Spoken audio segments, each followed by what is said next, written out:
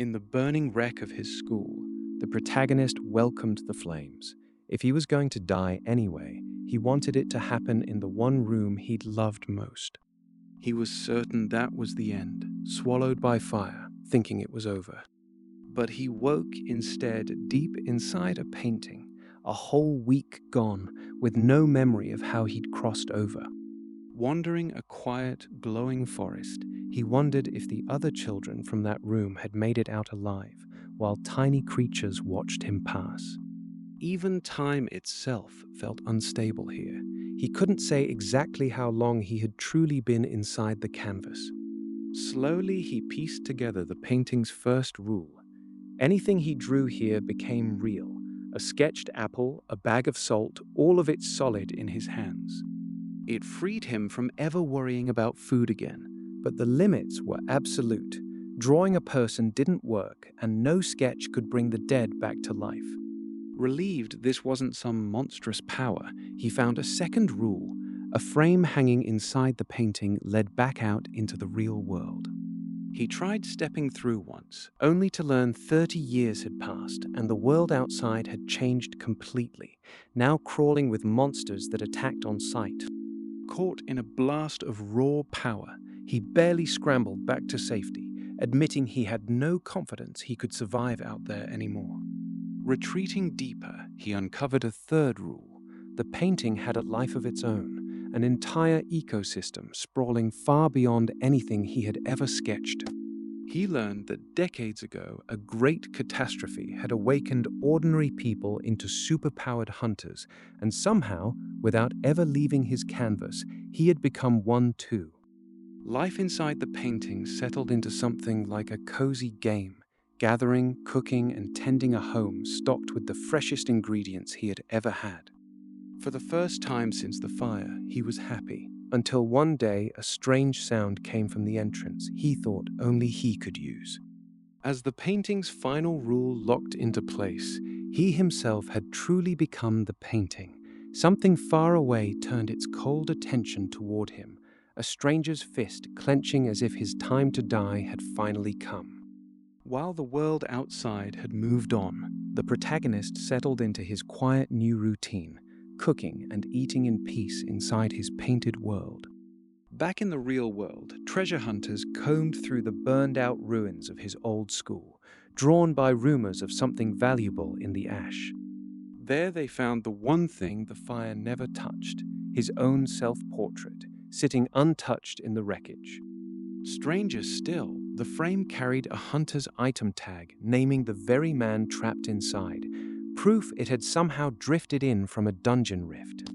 Smelling an easy payday, the hunters grabbed it and hauled it off to be sold. Unaware his own portrait had just changed hands, the protagonist kept enjoying his piece while it was carried into a grand auction hall and sold to the highest bidder. The buyer was an S-rank hunter known only as the Collector, a man whose sole skill was appraisal and who ruled one of the world's 3 great guilds. Rivals mocked him for blowing a fortune on art instead of real relics, but even the Hunter Association's own president had taken a strange interest in this particular piece. Humbled, the Collector admitted something unheard of. His appraisal skill couldn't even read this painting's true worth. Alone with it, he studied the brushwork obsessively, unnerved by how alive it felt, as though it had truly captured a living person. Then he noticed its eye and leaned in for a closer look. The painted eye peeled open into something impossibly deep, black and endless and scattered with color, like staring straight into the universe itself. "There's no way this is an ordinary painting," the Collector gasped, and on the other side of that gaze, the protagonist felt unfamiliar eyes fall on him and froze, the two worlds colliding at last. The protagonist noticed the scenery beyond his frame had started changing, uneasy proof that his once peaceful cabin wasn't as hidden as he'd thought. Then came a knock from the other side, the Collector trying to talk directly into the painting itself. He refused to answer, unsettled to discover his portrait now hung somewhere new entirely, a lavish private gallery, clearly showered with its owner's obsession. Worried the man might grow impatient and brand him a haunted portrait fit for burning, he kept hiding in silence. But the collector was undeterred, promising to return tomorrow and doing exactly that day after day.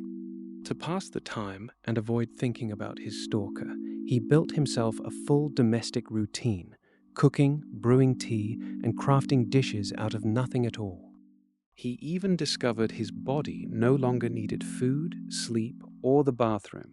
A painted life had stranger perks than he expected. 11 exhausting days into the collector's one-man campaign, the man had tried every trick in the book, offering him rare items, even a contract, just to get a response. He'd even cycled through 27 languages, convinced the silence had to be some kind of miscommunication, all while neglecting his actual duties as a guild's chairman. Despite himself, the protagonist admitted the man seemed harmless, persistent but not malicious, and privately hoped he'd eventually run out of steam. But the real danger was clear. If the collector's patience ran out, an angry hunter could always just burn the portrait, and with it, everyone in his painted world. He resolved he'd have to respond eventually, and started plotting how to reclaim control over his own entrance. Meanwhile, the collector kept an obsessive 4 a.m. vigil at the frame, until the portrait suddenly showed something it never had before, a living, moving scene inside. Then the door burst open on a hooded stranger demanding to talk, and in the chaos that followed, someone collapsed and papers went flying, a new danger crashing straight into the collector's obsession. Deep within one of South Korea's 3 major hunter guilds stood the collector's private gallery, a place that opened its doors only to buyers of art, staffed by some 300 licensed curators who doubled as hunters. Lately, rumors of a ghost haunting the gallery's basement level had reached the guild, and a hunter was quietly sent in to look into it. The complaint logs were staggering, 17 separate ghost sightings in just 2 weeks. The collector treated every monster he acquired as a work of art, no matter how dangerous it truly was, so strange occurrences were nothing new around the gallery, but this time the scale had HR scrambling to keep it quiet. Leadership mulled over what to do, and the call went out to the guild's top field talent, an S-rank hunter and curator known for handling exactly this kind of trouble. He'd already turned down a promotion into management more than once. Fieldwork suited him far better than a desk ever would. The witness file painted an eerie picture, a tall, well-built figure in a black cloak, impossible to look straight at, and utterly silent no matter how close it came. Stranger still, the ghost approached staff like an ordinary person, introducing itself politely, making small talk, and never once pressing for anything personal.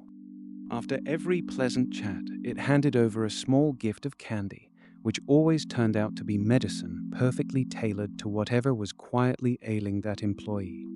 Researchers were stumped. Ordinary-looking food had no business carrying medicinal effects like that, and the more anyone learned, the bigger a headache this thing became. What truly unsettled them was the goodwill itself. Every single being that had ever crawled out of a dungeon before this one had shown nothing but hostility toward humans. It called back to a darker memory. 11 years earlier, envoys sent to make peaceful contact with another dimension's civilization had come back permanently and horrifically altered, twisted into improvements done entirely out of that civilization's own goodwill. "I'll take the case," the investigator said. "This is my specialty." One detail stopped him cold. The ghost sightings had begun the very same day the collector put a certain portrait on display in the gallery. He was ordered to take personal charge of that very portrait and stepped forward to begin his investigation. The investigator staked out the gallery after dark, a timer ticking down toward the exact moment the ghost was known to appear. Right on schedule, it emerged, a black-cloaked, black-haired figure well over 6 feet tall, matching the witness file to the letter. It only ever showed itself once the gallery had emptied out, which told him this was less feral animal and more calculating mind. Everyone swore the ghost moved in total silence, but his own heightened hearing caught what they'd all missed, a faint rustle like leaves brushing together, nothing like what a body that size should produce. It wasn't wandering aimlessly either. It kept pausing, drawn to study the art pieces around it. Then, without warning, their eyes met.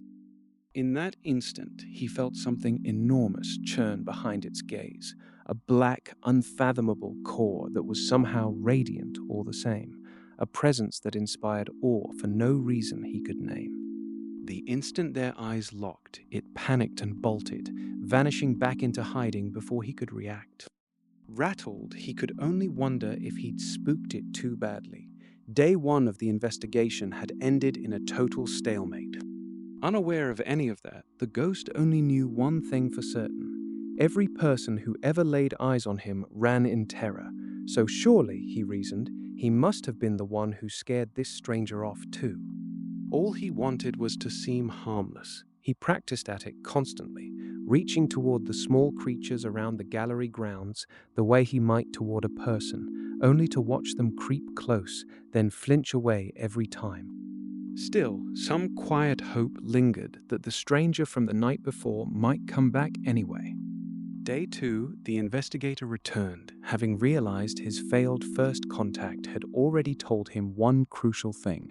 This portrait was no ordinary monster.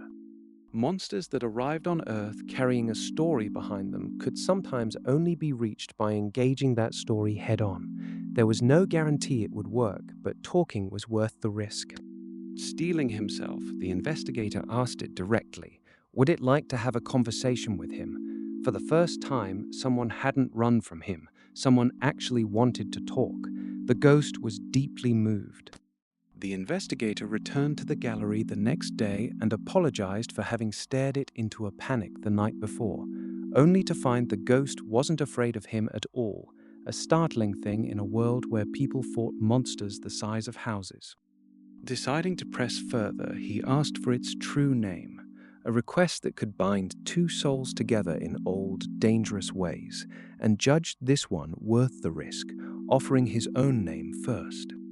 The ghost answered every question with startling openness, confirming without hesitation that it had been the one whose eyes met the investigators the night before. Caught off guard by how freely it gave up information, the investigator pressed for a reason, and the ghost's answer was disarmingly simple, because he'd asked and he was polite. The ghost could tell good from evil in people at a glance, and had judged him kind. That raised an uncomfortable question. What happened to someone the ghost judged evil? Before the investigator could get an answer, the conversation snagged on something smaller. The ghost clearly didn't care for being called a ghost at all. Then it said something that changed everything. It had never actually died. It wasn't a spirit at all. It had simply woken up one day already inside a painting, moved into this very gallery without warning, and every strange work of art around it had only deepened its curiosity about the people who worked here. Alone in a world so changed, it explained, even a painting needed someone to talk to, and admitted its interest in how humans lived was really no different from the same restless curiosity every dungeon-born monster seemed to carry. It turned out the ghost had already tried striking up conversation with the collector himself and judged him far too talkative and rude to bother with again, which the investigator found darkly funny, given how tight-lipped the collector had been about handing him this case. Reassured that the ghost wasn't hostile toward the merely impolite, only toward true evil, the investigator kept pushing, asking whether it had been watching this side of the gallery even while its painted eyes stayed shut. It answered that it hadn't been watching so much as simply seeing, the world outside its frame moving past like a picture on a screen, something it could do nothing about but observe. More telling still, it revealed exactly when its eyes had first opened to this world, the very moment back at a burned-down school that it first found the will to reach out and communicate with the outside at all. it hadn't stopped watching since, whenever its eyes were open, the painting saw everything within its frame, whether it wanted to or not. The two traded one last barb, the investigator needling the ghost's blunt tone, the ghost insisting it was already being polite, since surely anyone calling itself human ought to be. Day 2 of the investigation closed with more answers than anyone had gotten in weeks, and by 9 the next morning, the case had already taken a sharp turn.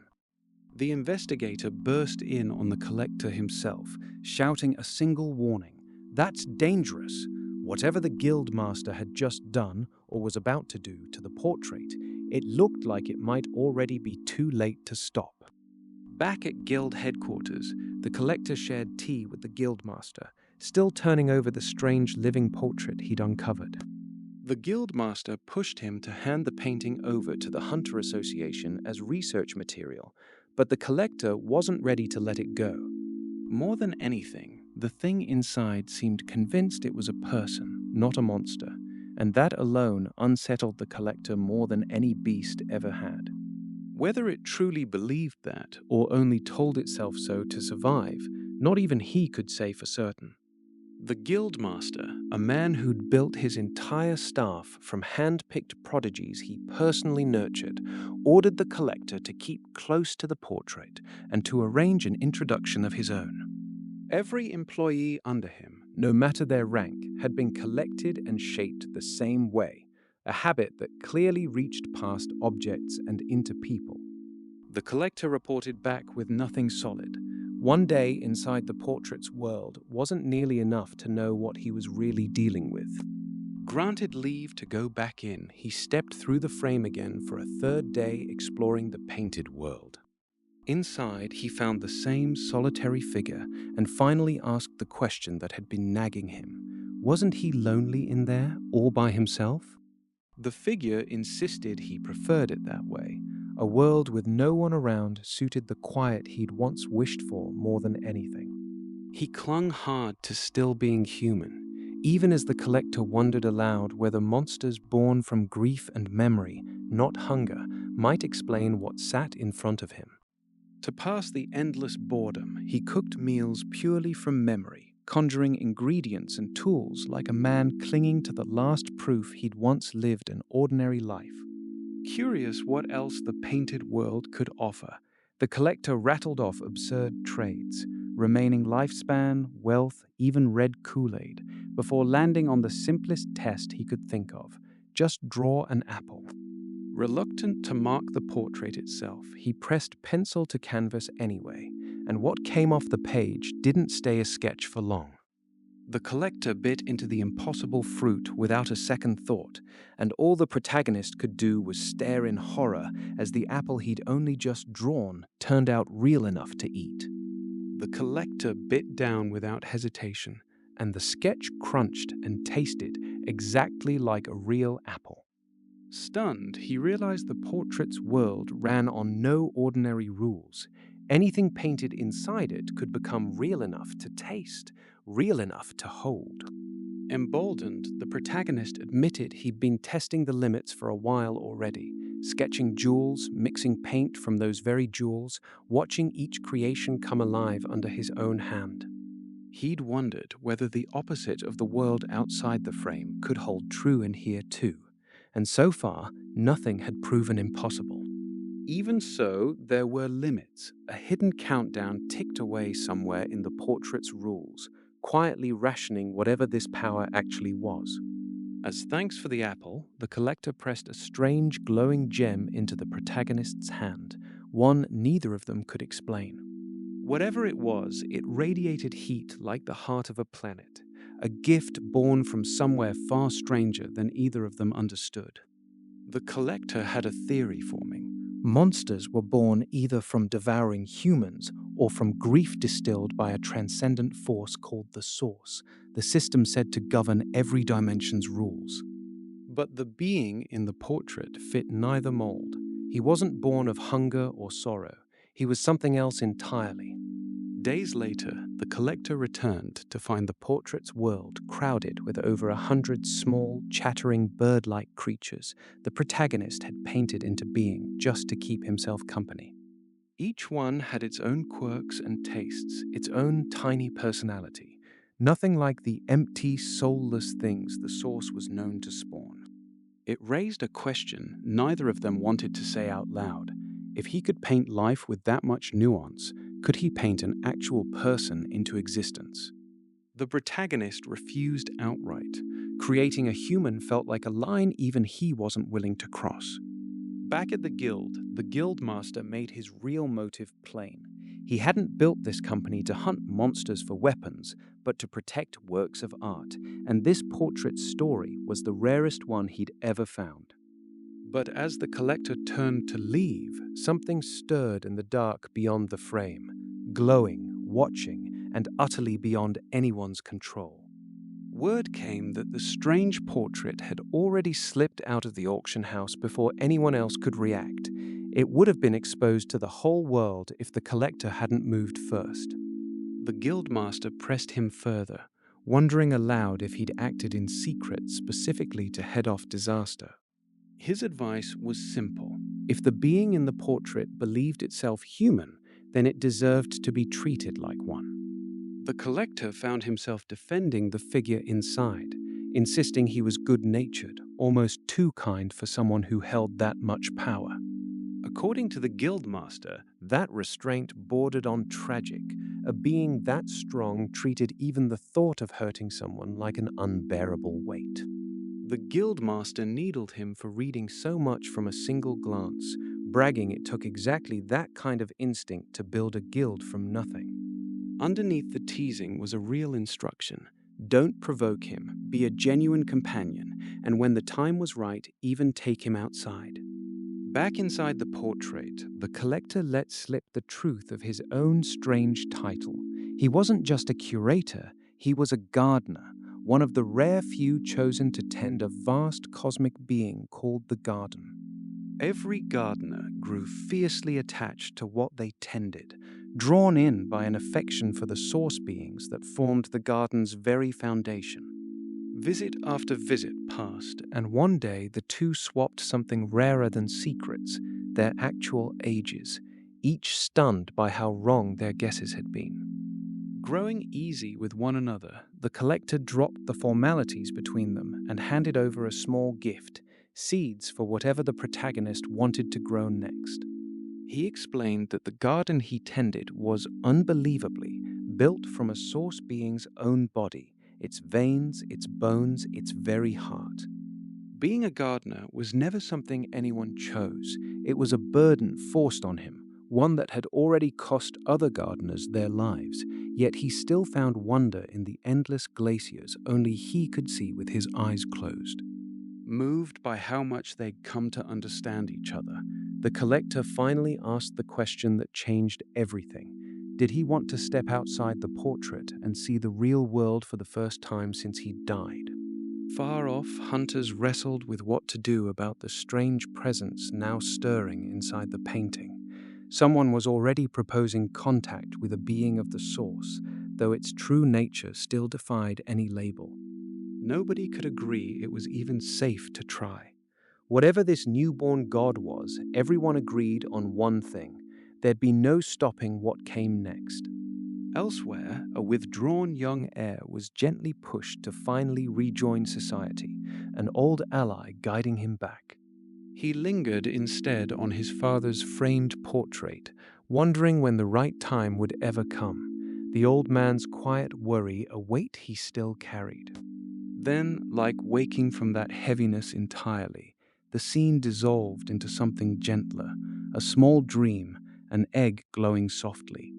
Deep inside the painting, the protagonist lived a life nothing like that, tending his own quiet patch of garden, far from anyone's judgment. The people outside had always feared what he was. Here, dirt under his nails and a sun hat on his head, he was just a man growing flowers. He'd even taken to naming the curious water birds who kept him company, one delighted chirp at a time. One earned her name for nothing more than the warm, sweet color of her feathers. Simple joys like this, he realized, were reason enough to keep enjoying whatever strange new life this had become. Then, mid-sleep, a notification broke through. An entirely new dimension had been found, one born from a landscape he'd painted with his own hand. The truth sank in slowly. Every finished painting of his was quietly becoming a living world of its own. The system offered him a shortcut to understand this new, breathing sea, borrow the body and senses of a suitable candidate already living there. Two souls turned up as candidates. One, a golden-haired noble, was singled out as the match. The moment he crossed over, his own face stared back at him inside a stranger's mind, and a golden-haired figure stepped forward, greeting him warmly as if they'd always known each other. The merge had a name now. Once complete, the old teacher's soul would live on inside the source itself, the very realm the protagonists secretly called home. It was a strange comfort hearing his own hidden world discussed like ordinary geography by someone from an entirely different side of it. Little about the source could really be explained. Not its true name, not its shape, not its rules.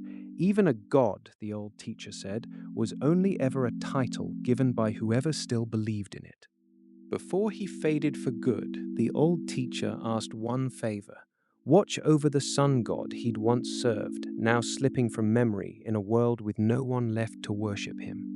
Just visit sometimes, borrow his power when needed. Nothing more, he said with a small, sunlit smile, then checking in on a lonely old man.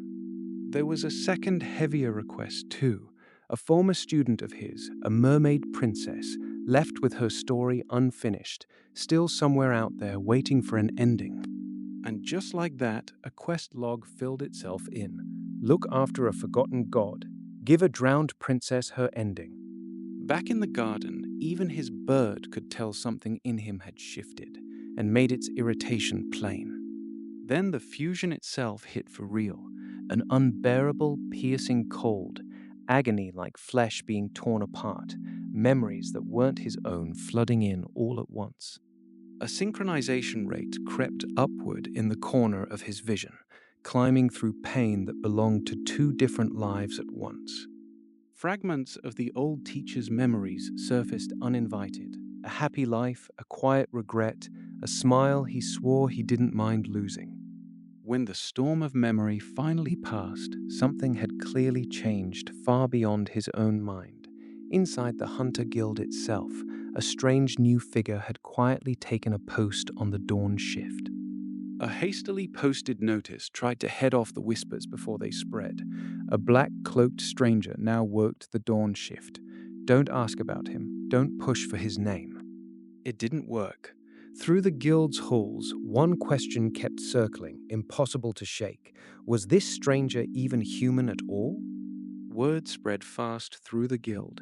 Whoever or whatever this stranger really was, one thing was agreed on all around. He was absolutely not human. An official notice came down anyway. Treat him like any other co-worker, and don't make it obvious that everyone already knew otherwise. The staff, ever practical, decided the safest policy was simply not to ask questions. Extra curiosity, after all, just meant extra work. The one truly in charge of the situation, the guild's quiet handler, long assigned to the mysterious portrait itself, had already decided it was safer left alone. Better to get ahead of the rumors than let them run wild. Give the stranger a cover story the public could actually swallow, an S-rank hunter freshly discovered. A being born of the source, after all, only grew as dangerous as the story people told about him. Shrink that story down to something human-sized, and the risk shrank with it. Contingencies got quietly arranged all the same. Reserved rooms for tamer hunters and one blunt promise. Any damage would be handled, so long as it stopped short of a massacre. Meanwhile, inside the fused mind of teacher and candidate, the protagonist kept working through the old teacher's quest list and kept noticeably becoming more like him with every step. Warm, kind, endlessly charismatic, the assimilation crept forward whether he meant it to or not. It came with side effects no one warned him about: hunger, exhaustion, the sudden, undignified need for regular showers. Becoming more human, it turned out, meant living like one too. So when the guild handler finally came to meet the stranger face to face, he expected menace. What he found instead left him stunned. The stranger hadn't just hidden his power, he'd deliberately cut it away before ever showing his face, sparing every ordinary human nearby from being crushed by his mere presence, an act as brutal on himself as severing his own limbs.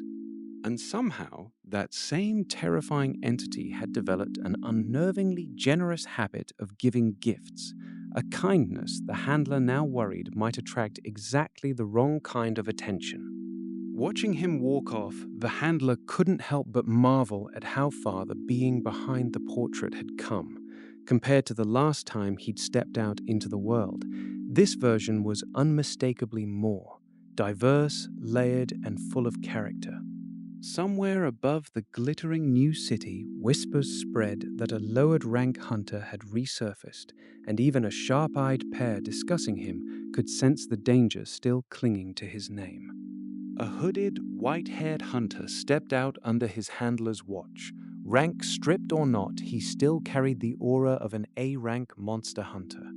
Told to keep his hood low and stay calm, he boarded an overground train bound for a restaurant, quietly overwhelmed by a city he no longer recognized. Staring out at the towering skyline, he muttered in disbelief.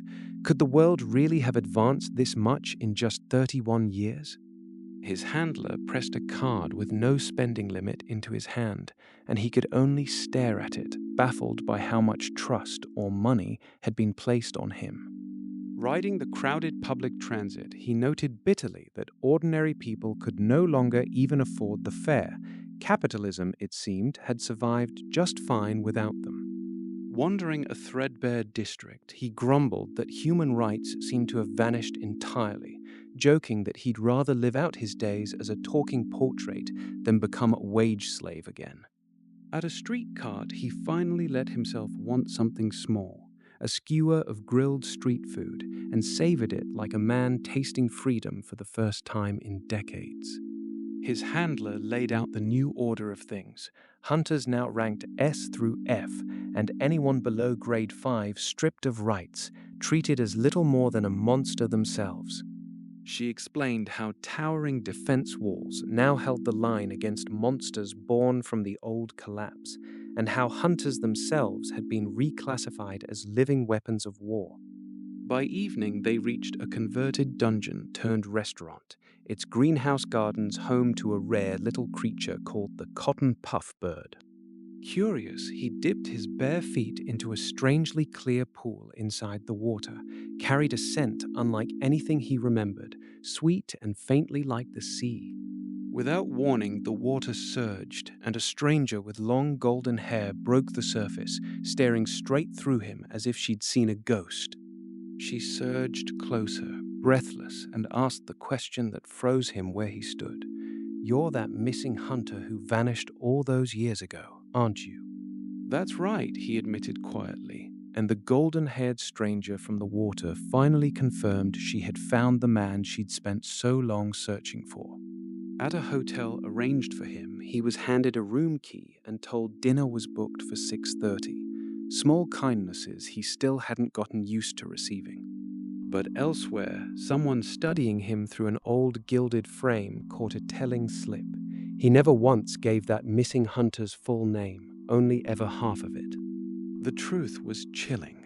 No matter how convincingly he wore a human face, he could never truly become one of them.